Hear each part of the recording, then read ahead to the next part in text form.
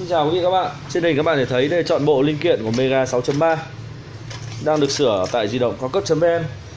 Khi các bạn có lỗi sự cố liên quan đến Mega 6.3, quý hàng vui lòng truy cập website www.di động cao cấp.vn hoặc gọi điện thoại đường dây nóng 04 66750999. Kỹ thuật viên của di động cao cấp.vn sẽ tư vấn hướng dẫn cụ thể quý vị các bạn về dịch vụ sửa điện thoại Mega 6.3 như tất cả những cái linh kiện của điện thoại Mega 6.3 mà quý khách hàng đang cần. Xin cảm ơn quý vị các bạn đã xem video của chúng tôi.